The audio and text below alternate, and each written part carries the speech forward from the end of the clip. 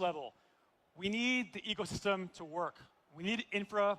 We need infrastructure. What does that mean? There are obviously a million different projects out there building some version of AI infra, Web3 AI infra. What will it take to get us to that next phase of true mainstream adoption? So I am thrilled by the dream team we have to explore that today.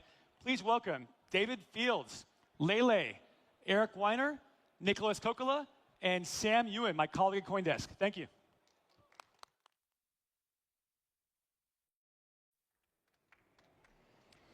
Look at all these humans. This is very exciting. Raise your hand if you're an agent. All right, we got a couple. Welcome. We'll try to speak in binary for you. What a wonderful panel. I'm very excited to be able to moderate this with these four brilliant people. I'm going to learn a lot. I'm Sam Ewan from CoinDesk. I head up the innovation practice, so I'm going to take a lot of notes on what we're talking about today. But I would love, Lele, let's start with you. Just give us the 20-second who you are, and then we'll go down the panel. Sure. Really great to see everyone. I love Toronto. So I'm Lele. I'm VP and head of business development at Kite AI. Kite AI is an AI layer 1 focused on building an open marketplace for agents, models, and data. And myself, I come from more of a TradFi background. I worked on Wall Street for over 10 years and came to the blockchain space about 5 years ago. Eric? Hey, I'm Eric Weiner. I'm the CTO of Near AI. Near AI is kind of an offshoot of the Near protocol and L1, but we're focused on building a framework for AI agent hosting, for agents to talk to other agents, transact, pay, and the app layer on top of that. Hi, I'm David Fields. I'm co-founder and CEO at Ready AI. We're focused on structuring all the world's data and making it universally accessible to AI. And we're built on BitTensor, one of the leading crypto AI protocols. Hi, I'm Nicholas Kokalis. I am one of the two founders of Pi Network and heading the technology. Pi Network is a social network with tens of millions of people with its own embedded cryptocurrency, Pi. People have been mining it for the last more than 6 years now. They have been using it. They have been creating apps.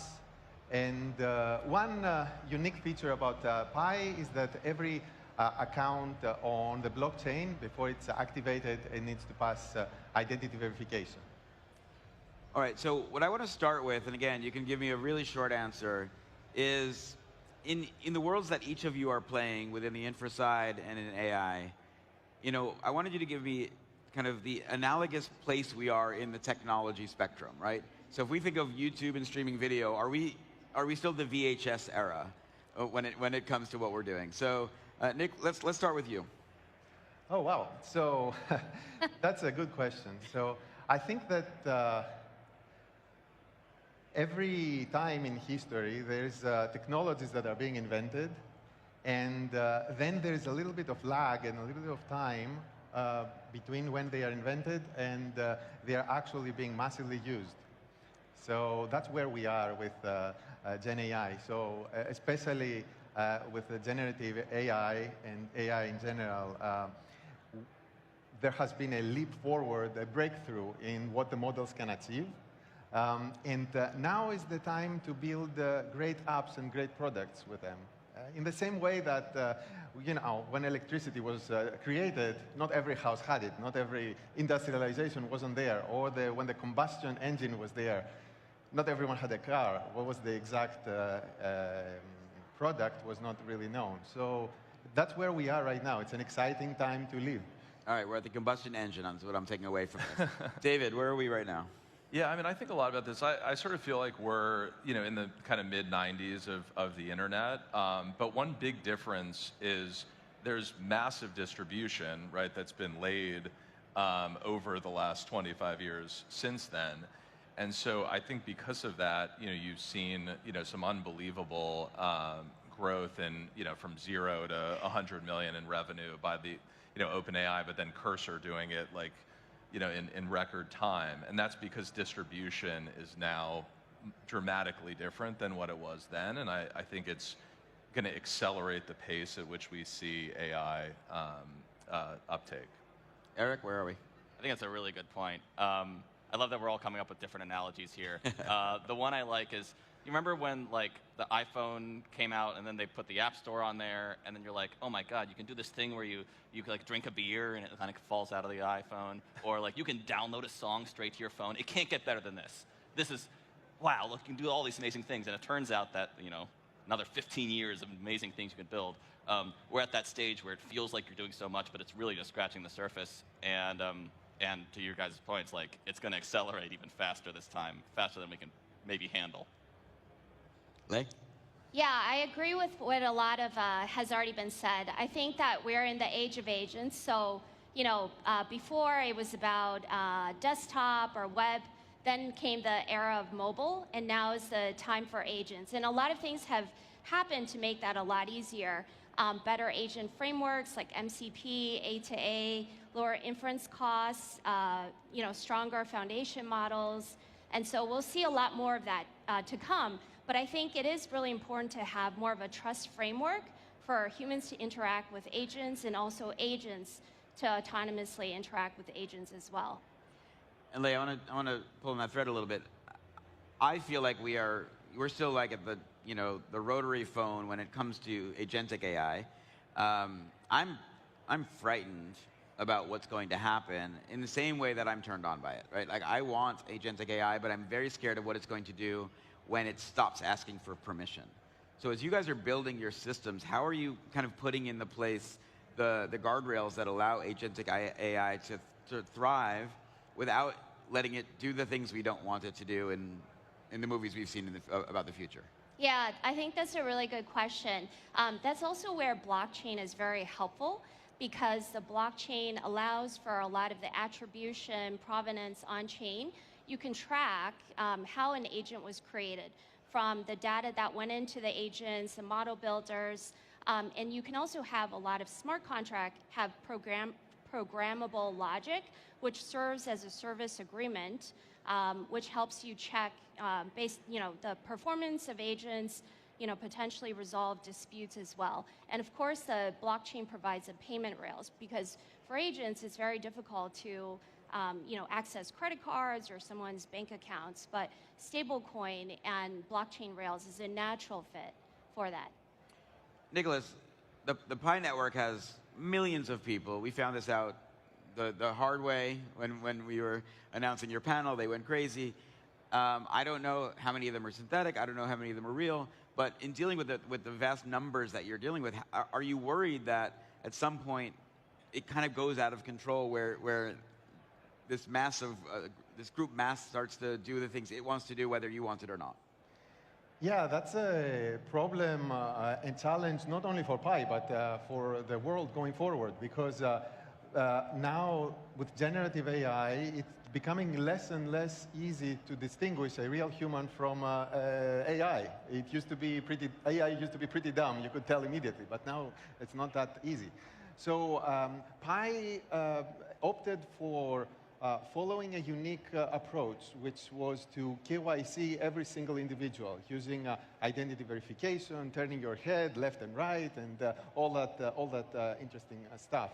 And we think that this approach is going to be very useful, especially in the future, when you want to distinguish between 1,000 fake bots and 1,000 real people, especially in a world where you want to be able to meritocratically and fairly distribute value or other applications like this. You need to be able to identify who is a human and who is not. You know, David, we're talking backstage about what true proof of humanity means, especially at the enterprise level that I know you guys are playing at. So how important is it to allow that the human can have a touch on the AI systems that are being built? Yeah, I think it's a really interesting, question. So, we do a lot in terms of structuring data for enterprise, and the big sort of why now for us was we saw a crossing point between where LLMs could do a lot of these data annotation tasks more effectively than humans. And so we enable a competitive landscape. It's decentralized, it's permissionless, we tap into global intelligence around the world. People can run their own models to do these data annotations, and we're seeing people perform these at 86% higher accuracy than humans, and we're doing 51% higher than kind of GPT's best models because they're optimized for this use case. And so I kind of see a bifurcation happening. There's a lot of data structuring that needs to be done at massive scale. You know, the largest companies in the world have decades of data that they need to structure for AI models and AI applications. So that can't all be done by humans. But I think we don't really play as much in the other side, which I think is quite important, which is more of the kind of human annotation, human labeling. That's being done more and more with higher skilled areas. But we were talking a little bit backstage, well, where does that crossing point happen for some of those higher skilled labor points? Is that 3 years? Is that 10 years? Is it 20 years? But AIs are getting smarter at a crazy accelerating pace. Eric, I want to ask you about the idea of decentralization. So Near is so early, was one of the pioneers in the idea of AI in decentralization. Ilya's been talking about this forever. I find it hard in the world outside of this room to talk about why decentralization matters in the AI system when 400 million people are comfortable going to ChatGPT or use Grok or use Gemini. Why do we need decentralization, especially in the context of this agentic conversation? Sure. I think of two things. First of all, I think it's more developers and enterprises that would drive decentralization than it is the actual end users. I like WhatsApp as an example here. Most people, like WhatsApp has billions of users, and they adopt a lot of the end-to-end encryption tech that's used in Signal. People who are really paranoid about security, they tend to use Signal, but more people are using WhatsApp, and it's great that WhatsApp at least purports to care about that. Similarly, you can convince developers that these principles are important, and they will pass it on to their users and convince their users. Secondly, as there's more autonomous agents going around, that is just an absolute superpower. Once you have a network of autonomous agents communicating with each other, I think there's so many unlocks there, and a lot of those unlocks have existed since blockchains have really come into prominence. There's nothing you necessarily can't do with a beginner Ethereum smart contract. But once AI agents are talking to other AI agents and negotiating how they're going to transact, how they're going to get something done, how they're going to check each other's work, that's just another opportunity for crypto adoption. That's another opportunity for where a human might be like, I'm not going to bother, we're just going to sign an escrow contract, or I'm not going to bother, I'm going to give you my credit card number. And AI is going to say, well, let's use a digital native payment system. Let's use a smart contract here. I think it's a whole nother adoption unlock for the world of decentralization. But to push back, I mean, crypto adoption at some point we're going to stop talking about, right? I think about what is happening with I spoke to Revolut last week. Revolut has 52 million users. 15 million of them have been involved with crypto transactions. They're just thinking they're playing in finance, right? So I guess, how important is it for the masses? Again, you guys are building infra, but how important is it for the masses to even have to understand that decentralization matters? Oh, not at all. Any more than just in my previous example, most people even know what end-to-end encryption is. It's up to us to get ourselves out of the mindset of we need to be pushing crypto and into the mindset of we need to be pushing amazing applications, amazing use cases to people, and that just happen to be built on these principles. We're not going to win by pushing the principles. We're only going to win by making better stuff. So, I mean, Nicholas, when you're talking to the Pi Army, and they're vocal, are they vocal about decentralization, or are they vocal about Pi? So I think that in general, when we're thinking of decentralization and AI, and there's another aspect to it. There is, of course, the technical challenges and how we can embed this into technology, how we can do all the training, how we can distribute the rewards. But there is also the concept of value capture. So in a future where more and more work is done by agents and by AI, it is important to make sure that the value is not only captured by a few individuals or a few companies, and it can be captured by a large number of people. And that's where blockchain and our projects can come to play. And the founders of those projects and the people who are working on it need to come to think about how blockchain can help with the value capture. So, Lei, when we think of building an agentic strategy, what are the 3 things that you need to know in order to be successful with that? Yeah. Well, I think also just going back to your question about decentralization, for users, I don't think they necessarily care so much about decentralization. But what I do care about is, what are you doing with my data? How are you using it? And I think that's been one of the biggest criticisms of a lot of centralized companies. And there have been a lot of lawsuits as well in terms of taking user data and training models behind the scenes. Also, I would love to get rewarded if you're using something that I have produced or I've interacted with to train an agent that then comes back and targets myself as well.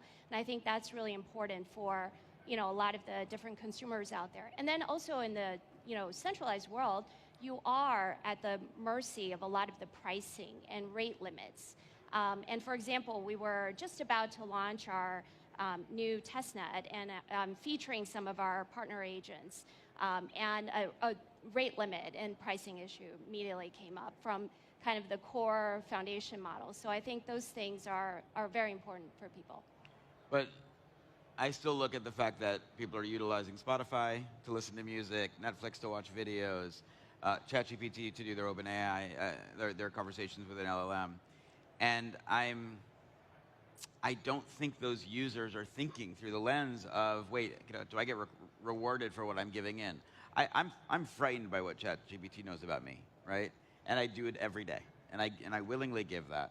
And so I guess I hear you, and I think we all agree in theory, but I think in practice, big tech has shown us that people are much more interested in convenience than they are about that security. Am I getting that wrong? Yeah, no, that's a very good point. And I think the biggest criticism about the blockchain space, and something we need to collectively, do better about, is still the user experience. I think Eric, mentioned it before. We really need to build for the users. How do I make it easy? People are going to use something that is easy to use. So, still kind of like the wallets, gas fees, a very decentralized ecosystem. Those are some of the things that we collectively as builders need to improve on. All right, so David, again, you guys think about this to the enterprise level. How do you truly build a enterprise-grade app utilizing the decentralized tools of AI? Yeah, so I mean, just to touch on sort of the decentralized point, I mean, I've been in crypto for 12 plus years now, and I think most of us who have been here for a while care about these things, but I think I've seen time and time again that users, especially retail or consumers, don't typically care about these things. They're sharing information sort of at will with the Googles of the world and now the ChatGPTs. What is interesting on the enterprise side, small to large scale, is data is really valuable, really matters. And decentralization, I think, has the potential to be a feature, not